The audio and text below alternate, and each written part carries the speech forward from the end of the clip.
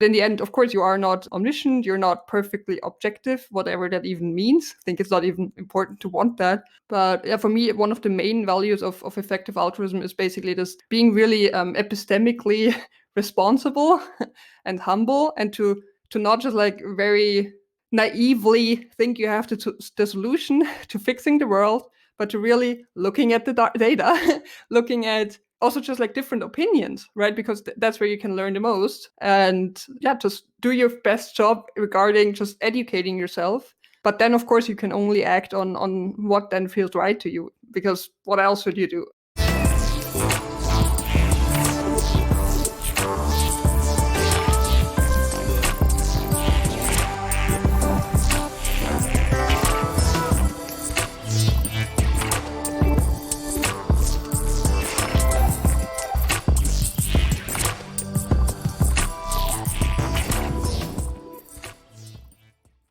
Greetings, future fossils. This is Michael Garfield welcoming you to episode 166 of the podcast that explores our place in time.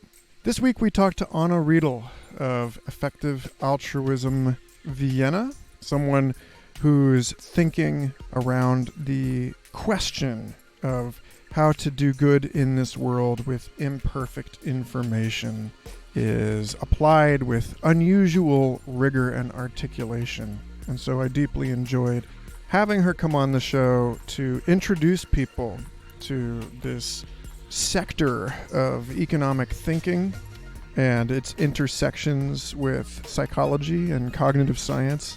Because if you're anything like I am, then lately your social media feeds have been totally clogged with people who are doubling down on their attachment to an entrenchment within some kind of false security, some kind of conveniently simple story about the world that leaves out vital, necessary dimensions, crucial data.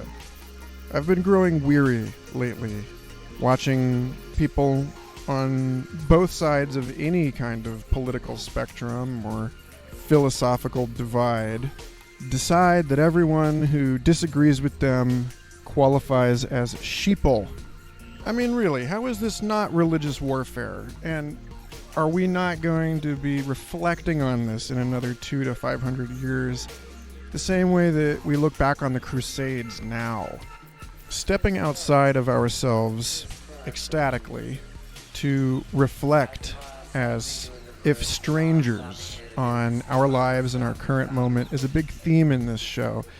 And I think a conversation on bounded rationality, arguments for epistemic humility, and an investigation of the practical measures of how to allocate the limited time, energy, and attention each of us possess to the improvement of our world.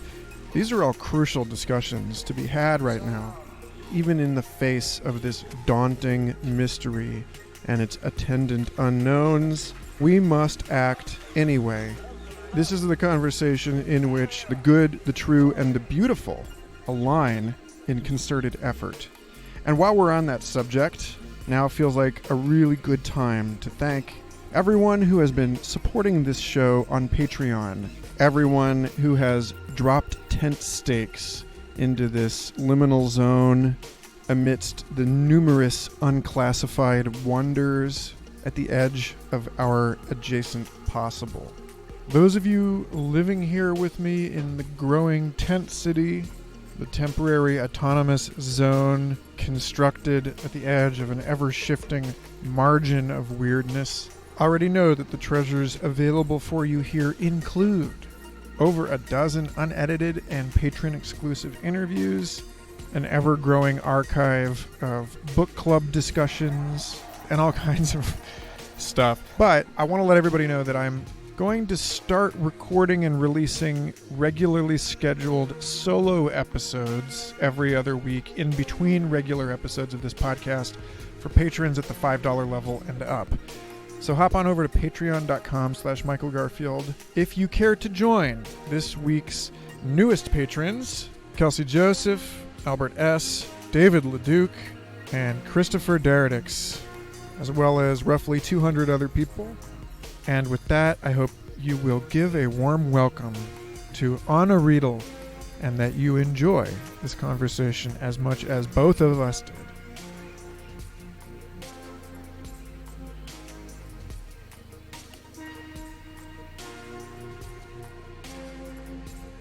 So, how are you today? I was super tired and very confused about the time change. But then I had a super long nap in the afternoon, and now I feel mostly very excited. So yeah, very good. How about you? Good. Yeah. My sleep is a complete casino with a toddler. It's like there's no question. It's like, what will it be? It's a lottery. Okay. And then the accident, right? Well, there's that. And then there's also I'm probably a lark pretending to be an owl as far as circadian rhythms are concerned. Like, I love staying up late, and I also love getting up early. That doesn't And work. it doesn't work. No, it doesn't work. Amusingly, I'm reading Greg Egan's novel Distress. This a beautiful book. It's like 2050s sci-fi. And one of the things he talks about is his protagonist, this journalist, is on a melatonin augment and blocking cycle, so that he can do his work rather than a sine wave. He has hacked his biochemistry, so it's a square wave synth. So he'll be like in the middle of a project and just like, Oh boy. passes out. But that sounds like my life. Yeah. I had insomnia for a super long time, and then I actually have mild sleeping medication I take regularly. And then I'm super addicted to energy drinks during the day because otherwise I don't even get to default. Yeah. Well, yeah. So maybe that's actually the place to dive into bounded rationality, right?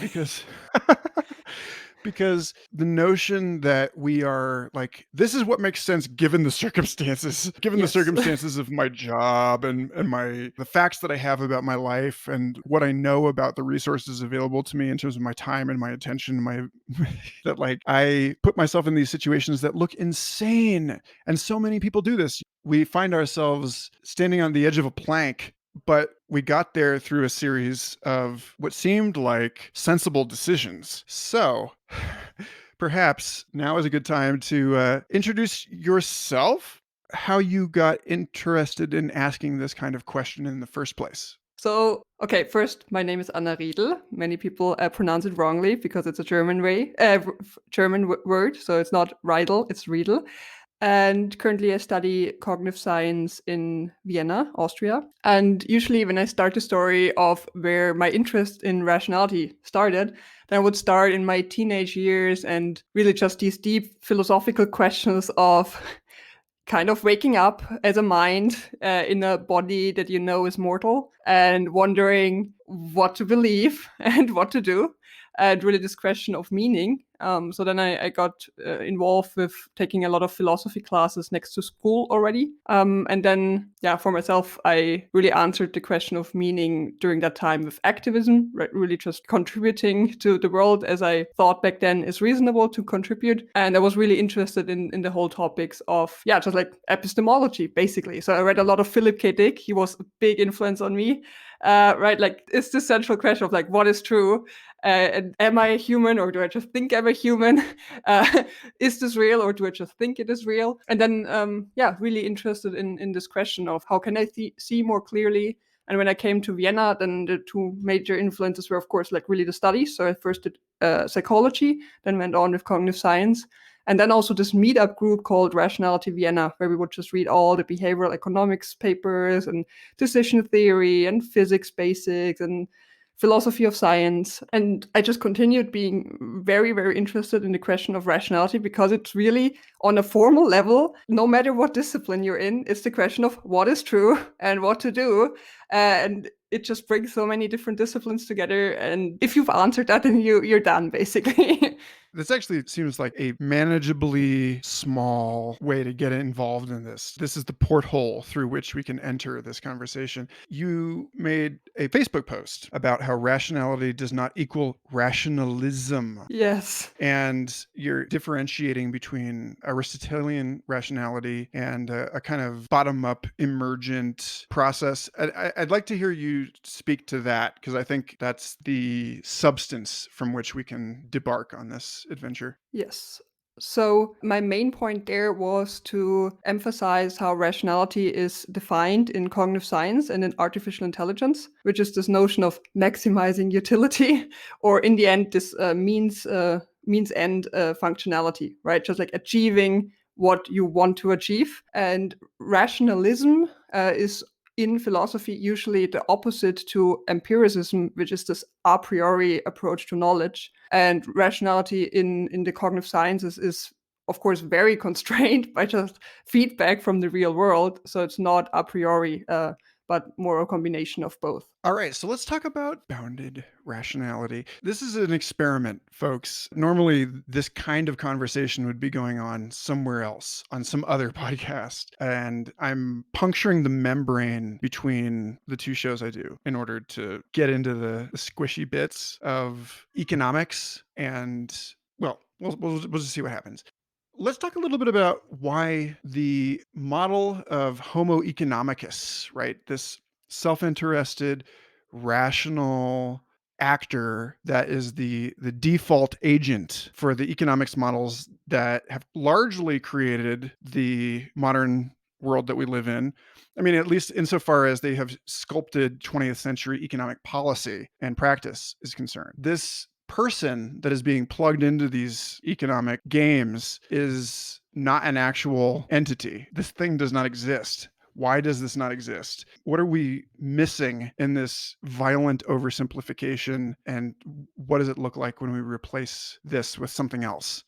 So when we start from there, then we're starting basically historical, and then the main jump from there. So it's basically, first of all, it is a normative model, like the Homo economicus, so kind of the ideal. And then the question is, okay, how close are we to the ideal? And then, of course, the research by Herbert Simon and Kahneman and Tversky were really giving a lot of insight in this is not how it is. And there's this systematic deviations or biases from this normative idea of rationality. But it's not just those systematic deviations, but just fundamental, just like boundedness, because basically Homo economicus assumes omniscience. So really having all the information. So for example, in AI, when you speak about someone being rational, then this means making the best decision in terms of expected value given the information you have. So of course, you cannot suddenly make the best information completely independent of the knowledge you actually have, but kind of in this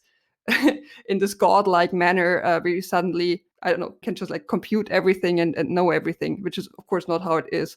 So this means you can still talk about a notion of rationality, but under bounded conditions. So then something can be bounded rational when you, just like given the knowledge, make the best decisions as kind of this less intense normative standard. But the research by Kahneman and Tversky basically made the point that we are not even doing that. So there's even more systematic deviations from that. So yeah, it's like the walk a mile or a kilometer. I don't know.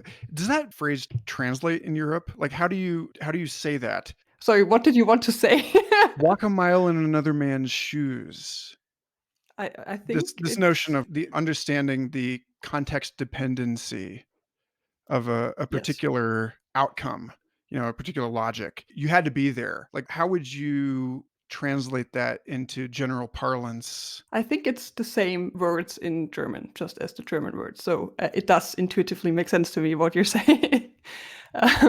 So give some examples of how this is self-defeating, maybe? How we believe that we are doing something that is right, that makes sense at the time, and then doesn't, ultimately, in retrospect. Right now, I can't point to decisions, but so underlying there is the assumption that your kind of epistemic beliefs are important to fulfill certain axioms or certain rules. Otherwise, because your decisions are based on your judgments, which are kind of your beliefs, you have to have a certain way of thinking about your beliefs. And one way how we misbehave, so to speak, there is, for example, just like availability bias, which is just you will overestimate things by how they are represented in the environment. So I think the most classical example there is how often people think they will, for example, die by, I don't know, plane crashes or shark attacks, because they're just more interesting to report, so they're more represented in the environment, and then people overestimate those things versus the actual killers, which are basically heart attacks. So because of that, they then will maybe be afraid of going into the sea, but still eat that juicy burger. So this plugs into a much broader question about incentive structures, right? Oh, interesting. I would have gone somewhere else, but okay, let's see. So we know we have an evolutionary bias, for example, to remember emotionally negative events more potently than emotionally positive events. This is like one of the things about the reason why it's important to do a gratitude journal, because you have to actively have to get over that hump and use the executive function and make the decision to exercise that thing. It's not going to happen on its own because the evolutionary psychology is tilted in a different direction. I feel like economics is this way. Like the entire conversation of economics is looking in a different direction from where the actual value of our world actually resides, or at least all of this stuff that we're talking about here suggests that that is the case, that it's a tautological situation where things are not entirely valuable just because they're valuable. But obviously this is clear in like hype cycles, art markets, and this kind of thing. You see a lot of this in naive follower behavior in trading and markets and so on. So what kind of sense do you make of the gap between the way that our historic environment has encoded itself in us and in the way that we make decisions and the way that we notice things and we think about things, and the actual value of things in the world that we're actually living in? To give a concrete example of this, lots of people say, money doesn't make you happy. Everybody spends a lot of time working for it. Money is easy to quantify. So it's easy to notice, observe, measure, trace, and then decide that that's what you're going to optimize for. And then you get rich, you hack that game, you get rich, and then you're miserable at the top, and you're a depressed billionaire. So yeah, I would just love to hear you just sort of riff on the gap between the reality and the maps that we're using to navigate it. While listening to you, I felt like my head will explode, because like for every sentence I had to like remember a response to it. So yeah, I could go on now for a very long time. But I'll start with Please what do. you've said in the very beginning with we are biased to remember negative things. And then my first point to that would be, so for example, prospect theory, which is the publication that Kahneman and Tversky got the Nobel Prize for, which states that we subjectively value negative events in monetary sense as more negative than we value positive ones as positive, and then like the standard psychophysics of diminishing returns. Diminishing marginal utility and so forth. But so yes, there it says, okay, negative is more negative than positive is positive. But then your point is this is a bias that we are more focused on one, right? But I would say this, of course, it's not a bias at all, because when you just think about rationality, meaning reaching your goals in the world, then all of that is kind of instrumentally really focused around your own existence. So if you would, for example, right, you have like instrumental values and terminal values. And if you would make like a graph of all your values connected, and then you would page rank them, then your own existence is basically instrumental for everything. So anything that's a harm to yourself has to weigh super, super heavy. Otherwise, you couldn't function. So you could say bias as in it's distorted from an objective reality, but what does that even mean? it is not biased in a purely functional manner. And then underneath that is, of course, the question, what do we even mean with something being epistemically rational versus biased? Because there's this question of how much do I really know what is true to kind of reach my goals, right? This whole notion like to live is to know, and just basically a constructivist notion. It doesn't really matter whether this is not actually that bad because it helps you to reach your goals in the end. And as I said, you not getting harmed and so forth seems to be instrumental for anything else, really. So that's the first point for many things you said. Want to repeat maybe the other points, or do you want to answer to that? Well, yeah, I just have this problem of breaking off on tangents. I mean, hopefully folks who listen to this are in it just to like strike a spark off of something and pursue it, and that they will find resolution, and that we're not going to give them resolution in this conversation. I wouldn't worry about that. Could we? But that's sort of the point, right? Is that, once you accept the evolved limits, the contextual dependencies of the ways that we think about things, and all of that, it changes at least it changed for me, my relationship to the goals of knowledge, right? Like, it changed the way that I think about what science is for, and also therefore what I should be spending my time on. And so there's this interesting kind of good, true, beautiful question about like moving from just angel counting and into practice, like accepting limitations and constraints and making the decision to act. But then you have to leave open that trapdoor of, my decision is based on all of this conditioning, and I don't know. I could just keep sort of printing more tape until you want to rip it. Okay. Oh, I see. Sorry, I'm too polite. I would not jump in. Yeah. So the problem of acting in the world and bounded rationality. So I think one of the main ideas that really helped me to understand the problem of boundedness was the understanding of computational complexity. Right? Like, just you cannot solve any computational problem of just rational decision making in the world. And then even this meta rationality of, for example, asking yourself how basically useful are different computations you can do. These are even less tractable, right? So it's just gets harder and harder. And then there's this framework of computational rationality where you weigh in the cost of computation and the opportunity cost of computation in the real world, and then just the time of thinking until you act like diminishes very quickly. So I think in the paper by Gershman, there's literally this diagram where it says, stop thinking and act now. So when it's, just like in online reasoning, there's just one assumption, at least, is that there's this huge speed accuracy trade-off. But I think that's not the whole story. But yeah, it's a way to start. You can only be open-minded, gather as much information about a topic as possible, but then you have to act, and you will not solve any of those problems a priori. You need feedback from the world. So this seems like where we can start talking about what effective altruism is.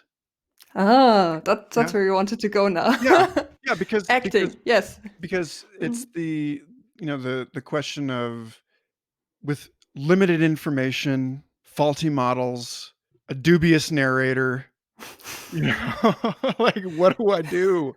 Where do I put my coin?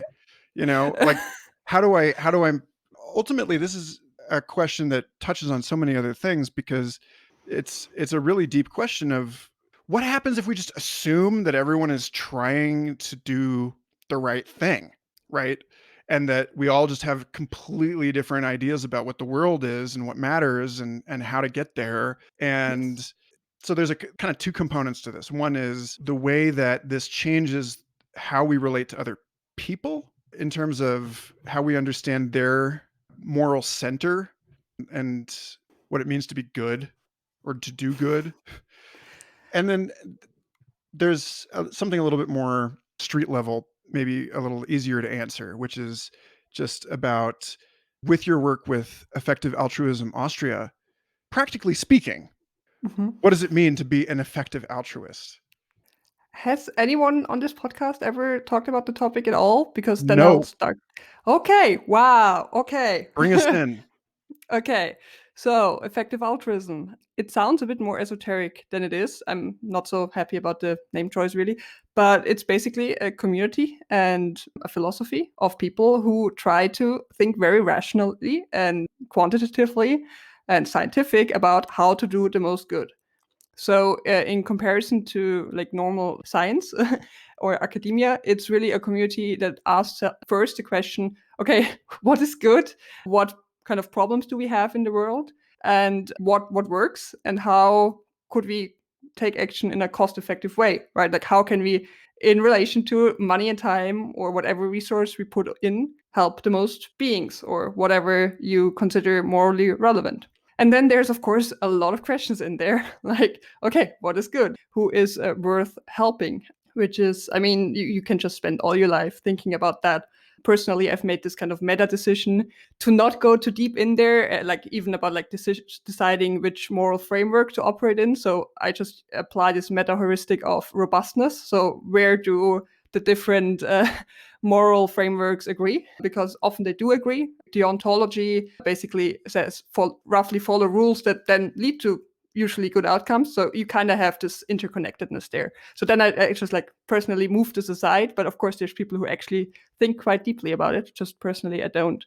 And yeah, so it's this super big community globally of people trying to answer those questions, and answers that are currently kind of associated as a kind of second layer with the community are, first of all, effective giving, which is cost-effective, evidence-based donations.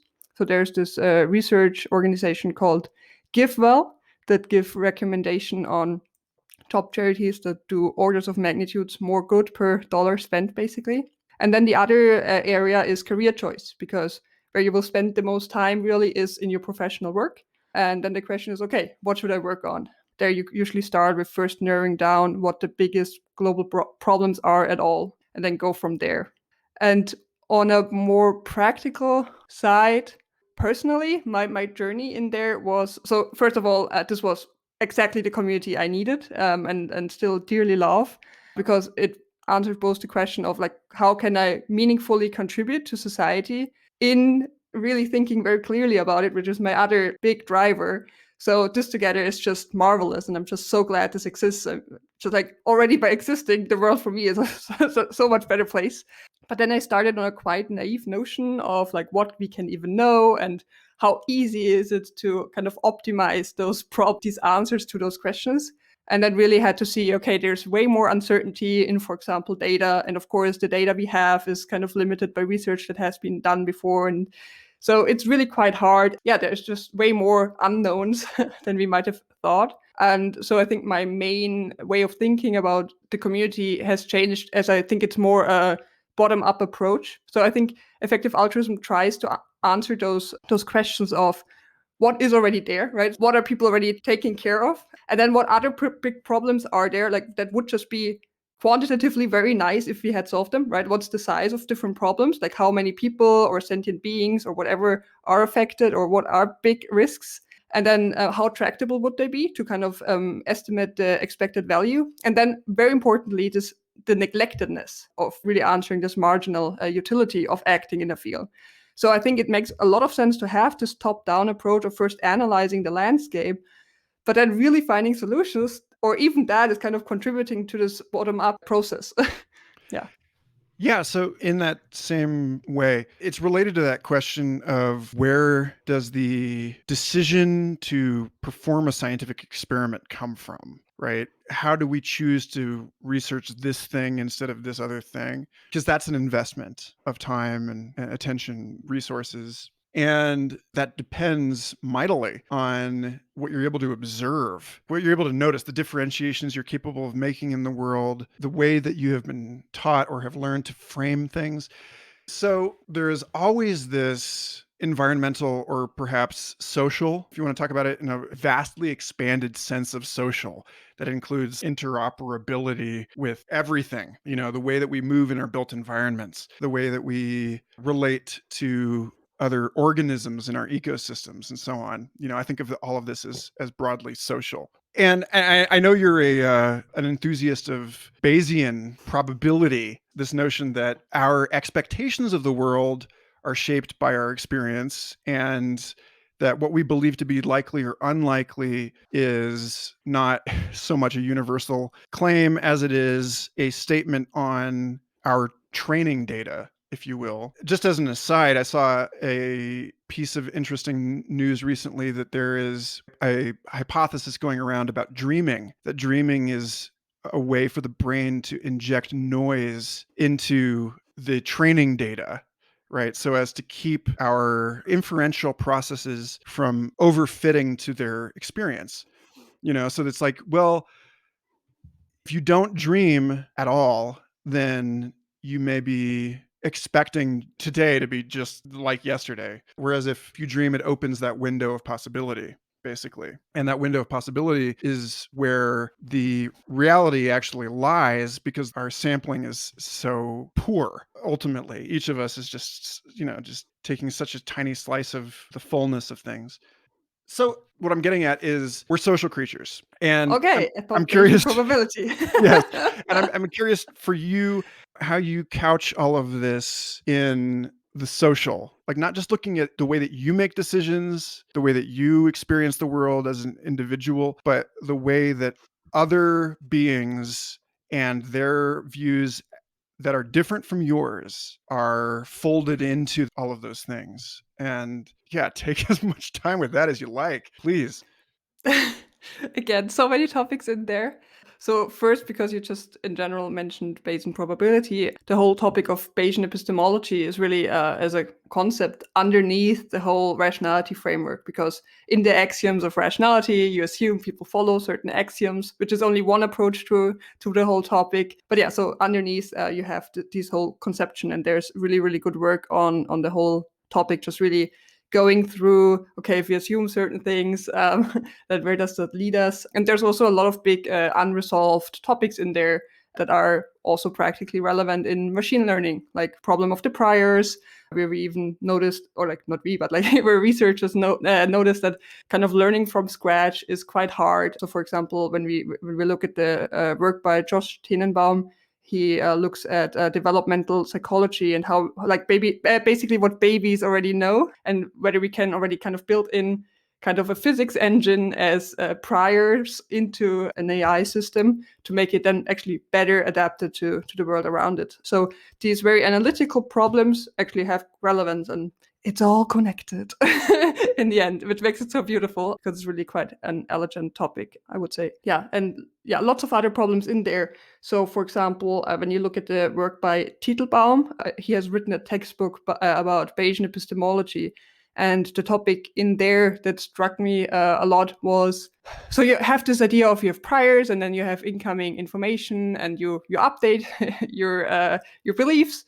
But then one point he makes is that over time, you can also change your evidential standards. So what you learn first can influence what you even take as evidence. So if you have certain beliefs, you will not even see certain things as evidence anymore. Like, let's say I'm super orthodox Christian or something, and then someone tells me something that just is completely against my beliefs, I would maybe not even listen to them and say like, okay, no, they're the devil that tries to seduce me away from my beliefs, because I've learned these other things first. And this connects to me. There's this big debate ongoing in cognitive science. I think it's called mind, rationality, and cognition. And there's also this point of just really how things you know really influence what you will perceive. You don't just perceive data completely without any judgment, but really your goals and your beliefs change what you even look at. And so what you already know, it influences what information can basically even get into you. So not giving any answers here, but I really like the problem. So that's that. Then the rest, or basically the main point you made, was about the social embeddedness. And so one problem this makes me think of is the whole topic of framing, of course, where I really like the research about, like the classical paper is about disease problem, where the same numbers are once described as you having to choose whether to save so and so many people or whether to definitely let certain people die. And then the argument is made that how can we be so influenced by the framing? But I wouldn't say we are biased, but actually there is additional information in there, right? So if I come in a room and it's a meeting and people are like, you have to decide now whether to save a lot of people, then their framing already gives me a lot of additional information what this thing is about, actually. So it's not distracting me from the number, but it's additional information about what are the values of the group and so forth. So I don't think it's necessarily biased there when you take framing into account. While, of course, when you have reason, like in a general multi-agent situation, to, for example, assume that the information might be distorted, it makes a lot of sense to really go, wait, what are the underlying numbers? What is the underlying thing in the world? And to translating this back for you. But depending on the environment, it can be totally reasonable, to my mind, to just listen to the framing because it's additional information. Yeah, and so many other things I could say now, but I'll let you speak again as well. Oh, hey, no. I mean, I think just for me, it's one of these things of there's a thread on this show in which I am poking at the armor, parameterizing the idea of the individual, because we live in this networked world that discloses to us through its affordances, like through the way that we actually relate to an interactive and increasingly intelligent, responsive technological environment that more and more every day looks and acts like the wilderness that we thought we were eradicating with technology, and kind of still, we are eradicating, but we've created another wilderness on top of it.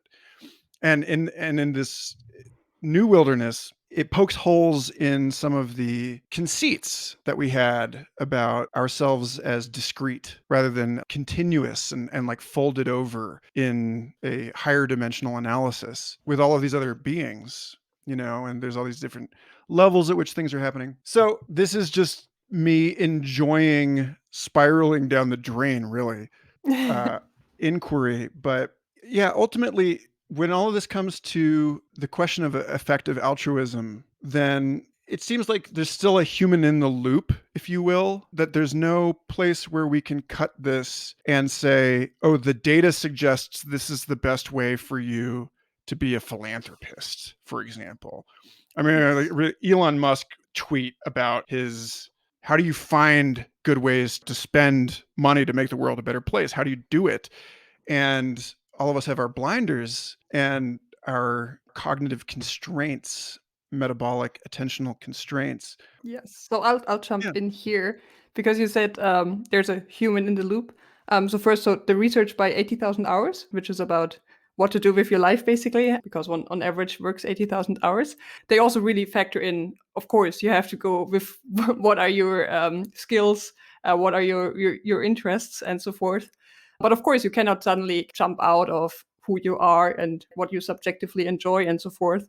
So I think the main idea really is just read through all the analysis that's written up there, because in the end, you have certain values. And if you then are presented with quite good arguments, where, for example, working on another problem will reach this value more, then of course also your passion or what makes you spark will also change. Because once you, for example, are convinced that one way is not as just like powerful to get you where you want it, then just digesting this information will also change how you feel about it.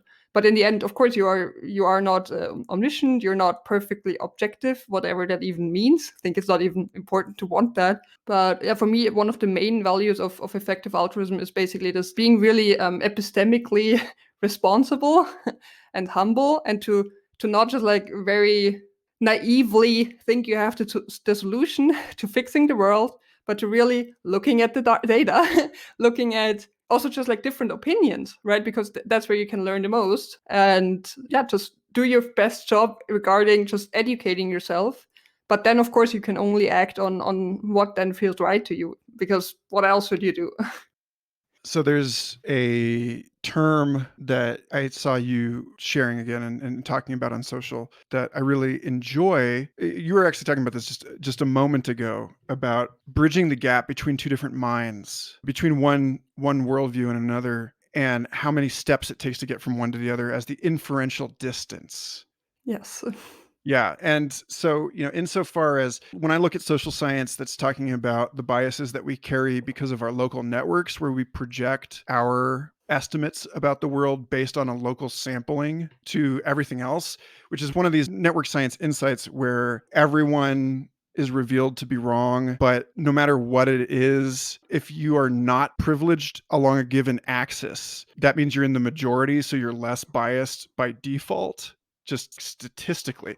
So like, for example, if you're in a happy relationship, you can presume most people are either not in a happy relationship or are like single. And so you're making assumptions about other people's relationships just because of your local situation. And obviously the same is true for wealth. There's a reason why the meritocratic narrative self-reinforces and then pushes out other more social support oriented approaches. So I guess with that in mind, in our quest for truth, in order to do good, we have to like really step out of our boxes, right? We have to find people that are dramatically unlike ourselves somehow in order to invite these other perspectives into a more complete understanding.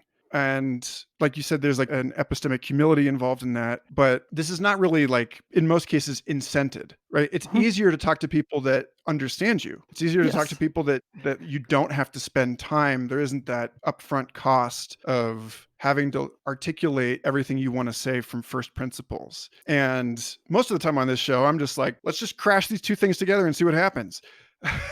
But again, I'm just curious how this works in your own life and in the way that you think of things and the way that you practice all this stuff, about how you think about, how you talk about inferential distance when it comes to people seeing the world in different ways. And then how, knowing that, how you correct for all of these things. I guess in a way, what I'm asking is sort of like a, what are your probiotics question?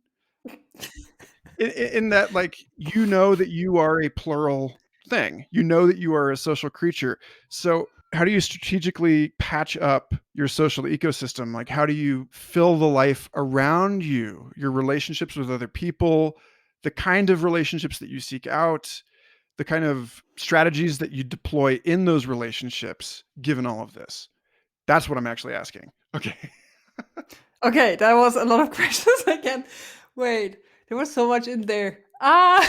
This is one of those things where, we'll review this and realize that we got to almost none of the questions that we were asking, and that's okay. That was to be expected. Yeah. Yeah, right. You said a couple of things like being biased by where you're locally embedded, because when you're in a happy relationship, you kind of assume everyone has that too.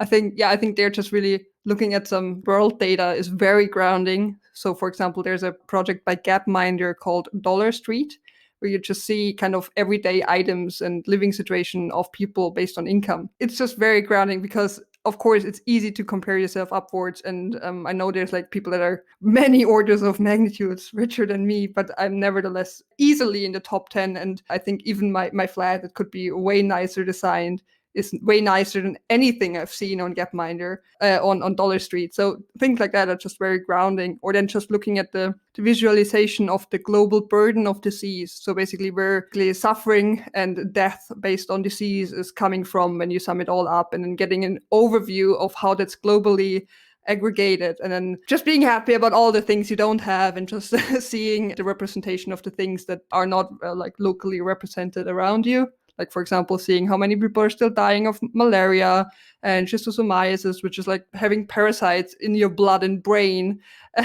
and just like diarrhea, which is like still a leading cause of death globally, stuff like that. I mean, that's what measuring is for, in this global sense, to just as this sense that you don't have, right? So it kind of translates bigger things in just something you can take in and then integrate into your view of the world, and also to localize yourself. And then I don't really know how to make the transition.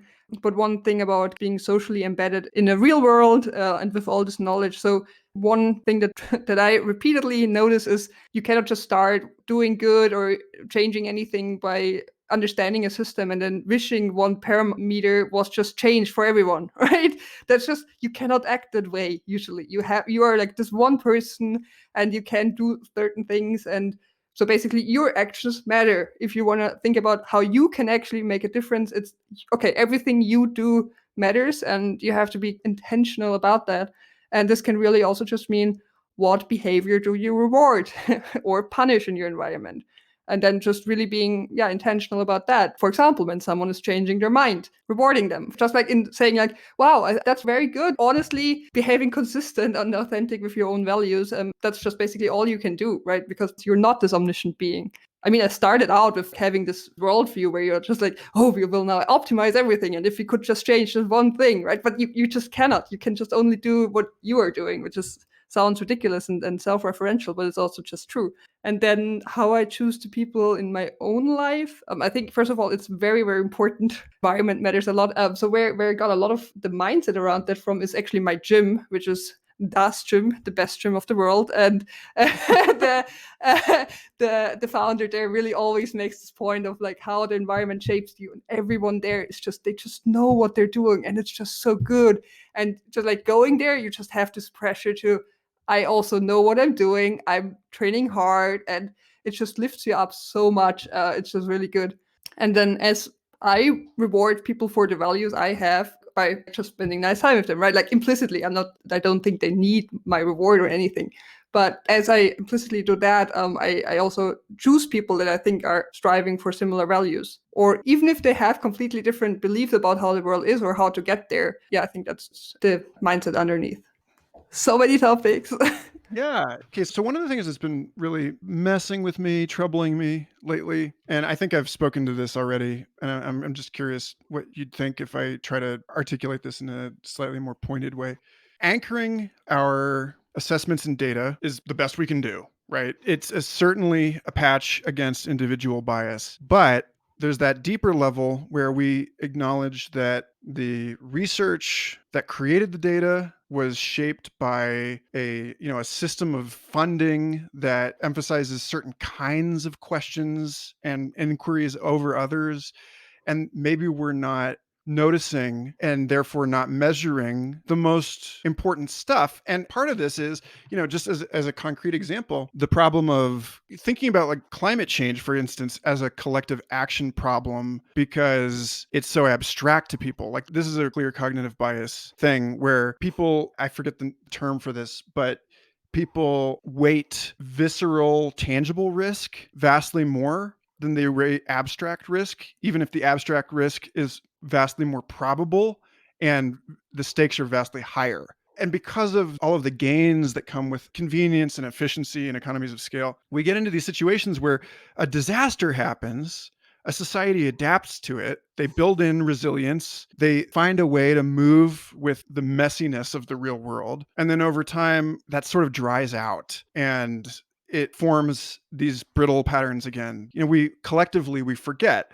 And so we see this in the way that we actually measure things. And it's interesting to watch on a world scale this effort to try and move into what my friend and mentor Sean Hargens called meta capital or meta impact accounting, where you're not looking at just what can be quantified, you're looking at qualitative data also, with the understanding that measurement itself is transformative. So it's just this thing again of, is there a way, sitting with this challenge of realizing how, because we have in important ways come together, the society can be regarded as an individual in its own regard.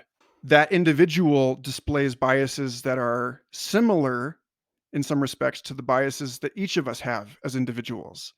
And so how do we get around those? It's just an endlessly receding challenge of... It is.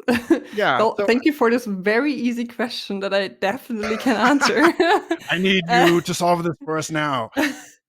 So there's again a couple of things I could say about that. So first of all, because you spoke about measurement, So I've been quite active in the quantified self movement to just like track data about yourself and then learn about yourself.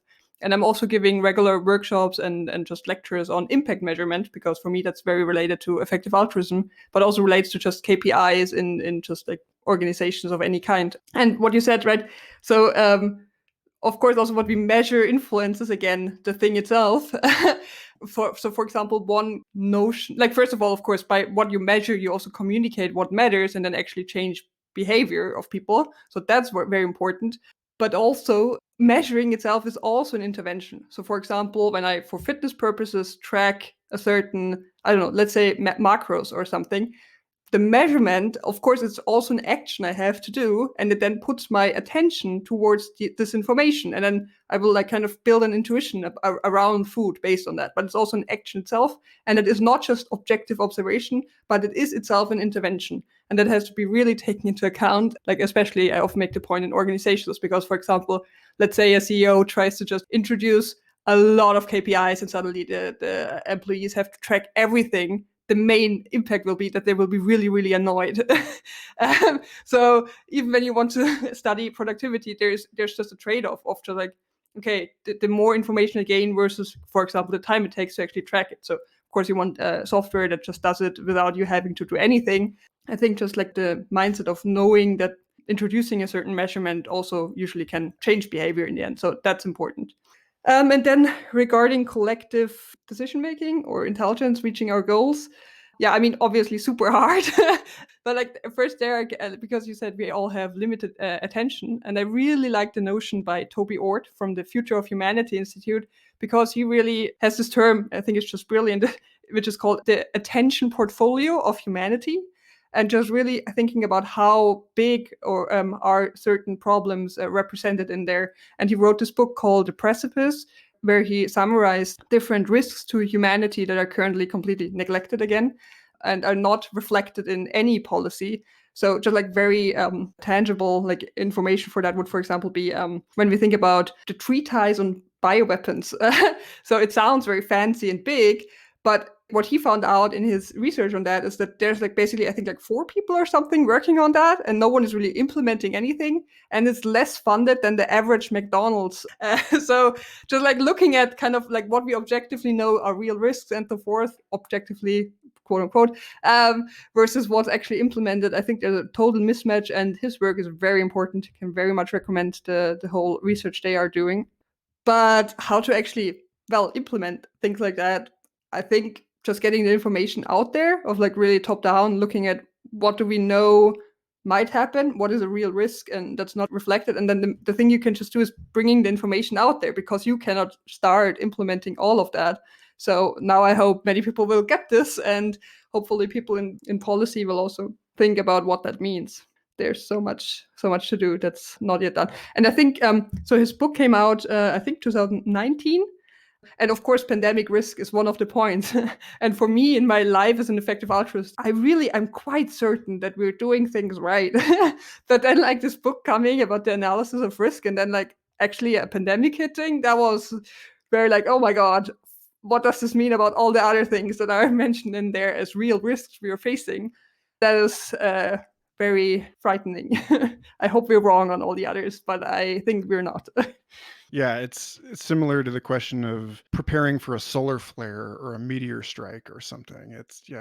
So there's a possible hack, I feel like, here, where you get into this question of there is an enormous gap, an enormous inferential distance between people. Yes. That must be bridged at least partway in order to get people to even begin to have cohesive conversations about these issues in such a way as we can collectively aggregate, process, and then act on all of these differing views in a way that leads to something other than just brown, mixing all the colors together and getting the average of all of the colors, which is what it feels like politics usually is in a weird way. It's like we're going to polarize everyone. Yeah, but like two colors. Yeah, we're gonna not one. Yeah, we're just gonna create a centrifuge, and then no one will be happy because we're gonna give them something that's like the average of everyone's extreme positions.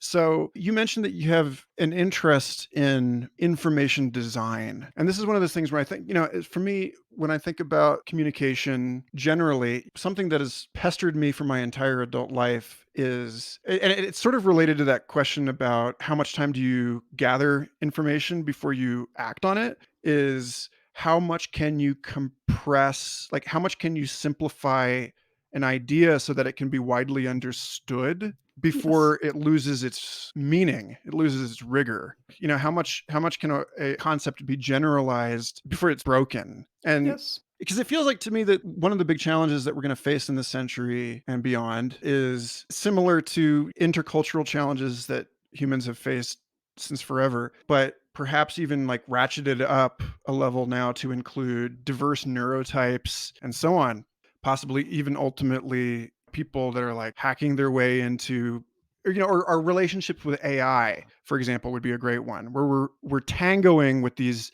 distinctly non-human intelligences and we have to collaborate with them.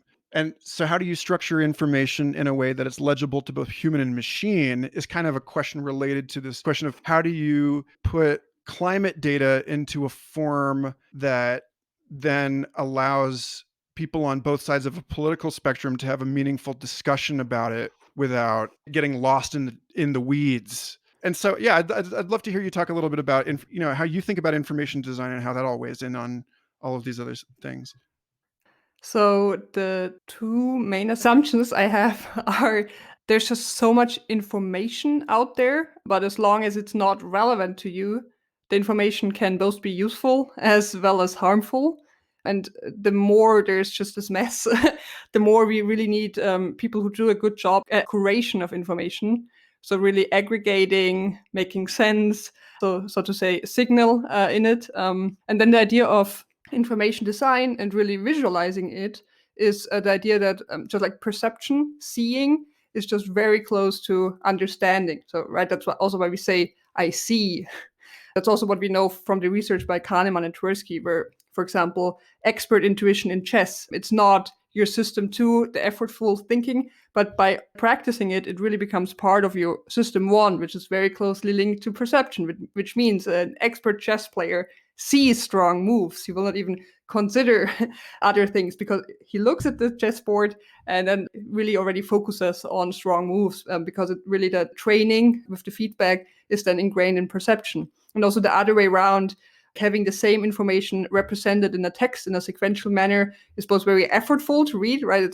You have to sequential go through it to see anything. But when you, for example, see the two entities being linked very strongly, then you immediately grasp what's there. And then the things pop out to you in the relevance, like what's bigger probably means it's more important. So you can digest the whole knowledge in a very different way than in text format. So that's really my main thinking of why that matters. And yeah, so just having availability of relevant information is very much needed. And I think in science in general, that's just not done enough because there's just so much published. But right, I always wondered, okay, but what for? And if no one knows it, it's even there, then it doesn't matter, so to speak. And then, of course, the question of what matters and like other easy topics like that. But yeah, I just find the whole topic of science journalism, science communication, and accordingly information design very, very important. So what do you hope to build? Let's just make this just like the simplest and most concrete thing. Typically I end these discussions by inviting people to reflect on the notion of time as a crystal, right? Like a static object. The past exists, the future exists in some sense that, we're simultaneous. And therefore, what does it mean to live life under the working assumption that you're being witnessed by the distant future? And because it's in that sense simultaneous, also that future is influencing you in like a top-down way, right? Like it's part of your model of the world that is inspiring your action in the moment. So what is the future that you are hoping to help build that is building you? That's a very beautiful question. Okay, I had to spontaneously come up with a concrete answer. And I would say, so there's like three main ideas that would come to my mind. And so the first one would be, what do I want to build? I want to build a community. So I really love bringing people together. I've already done this in a lot of just event management, and from conference or unconference I've created just like one-on-one telling people, you talk to this person, and then just like amazing things just happen from there. From in the end, sometimes just people getting married, which is really amazing. And so communities, bringing people together where things happen, whatever they are. Just we will see there. We will see afterwards.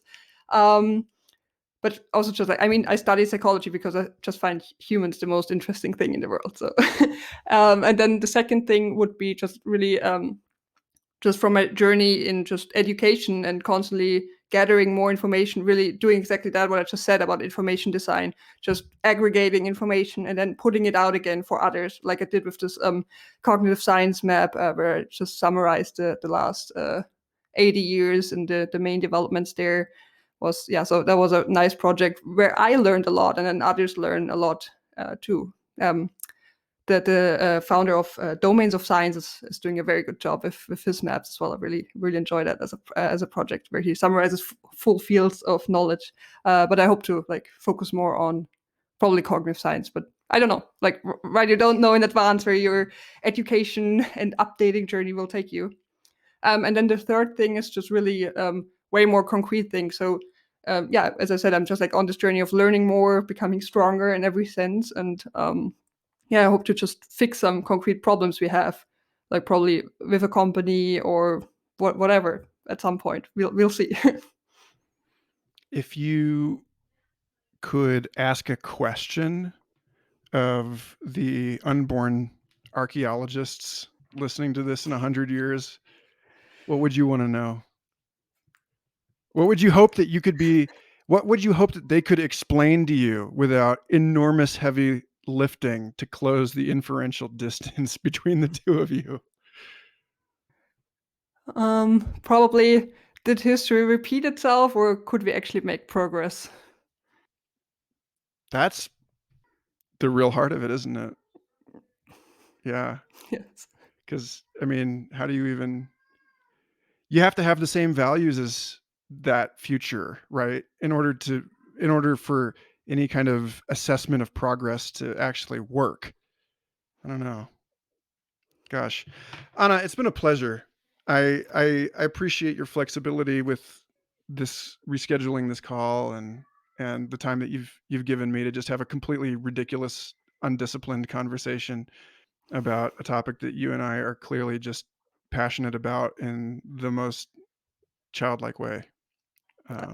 This was beautiful. Thank you so much for the invitation. Yeah. Anything else that you'd like to say to folks before we sign off? Any other parting thoughts? Too many to say one. Excellent. Thanks so much for being on Future Fossils. Thank you so much. Oh my God, this went really well. Thanks again for listening.